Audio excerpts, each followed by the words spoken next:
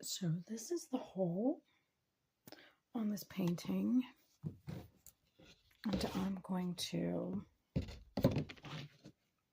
attempt to seal this.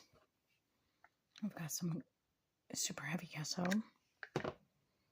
I'm going to put some on here. I already did it, but it went through. I didn't really like what it did. I'm going to put it kind of thick. And then I've got this little piece of brown paper that's pretty much like a paper bag.